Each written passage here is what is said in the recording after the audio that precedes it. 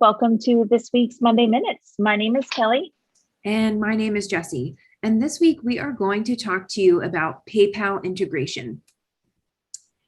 Back in 2005, PayPal has been updated for the connection within Koha. There's now a plugin that you can use that has a ton more functionality than the system preferences that are built into Koha. So Kelly and I are talking to you this week about the transition of moving to a plugin and removing that information from your system preference over. Yep.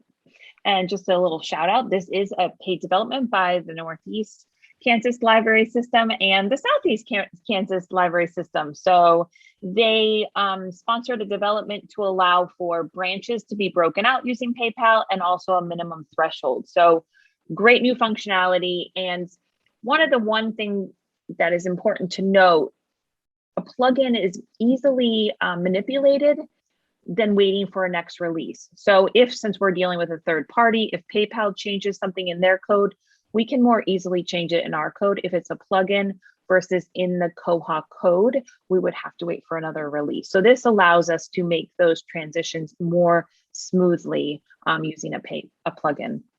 Thanks for explaining that out, Kelly. That was a good update. Yeah, you're welcome. So you may question why a plugin? We have a lot of our e-content providers as plugins, and that's the same kind of idea, is that they do change and we want to stay current with them as well.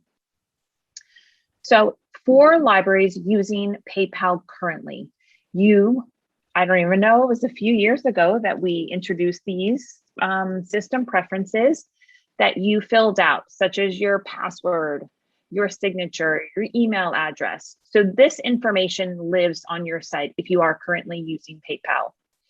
When we upgrade to 2105, we are removing these system preferences.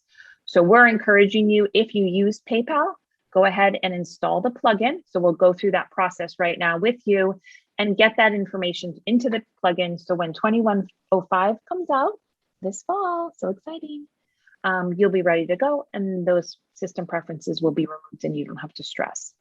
Perfect. So if we go over to our administration and into our plugins, we have a very good Monday Minutes on how to install a plugin. So I'll refer that to our blog post.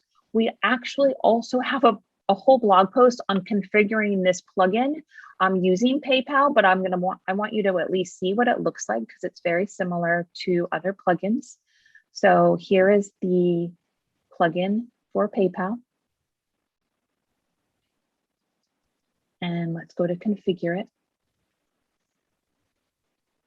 It has a very updated interface. I know. It's so pretty, right? It is. Just like with the system preferences, you have the ability to turn it on to sandbox mode to test. But one of the great new features that has come is to allow you to have certain branches allow for PayPal and other branches not allow for PayPal.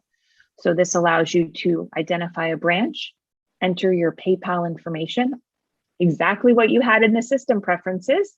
And you can see I have one more option here, is that minimum payment threshold.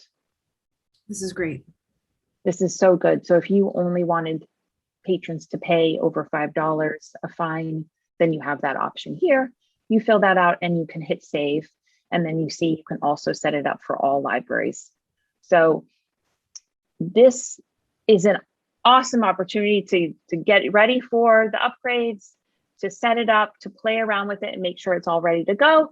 If you didn't even know we had PayPal available, now you do know, and you can go install the plugin. You never know, right? That's right. Well, we're going to be talking about our upgrade in the next few weeks, in our next few Monday Minutes, giving you a little sneak peek of what's coming this fall. So we're really excited. Really excited. Okay, well, have a great week. Have a great week. Bye. Bye.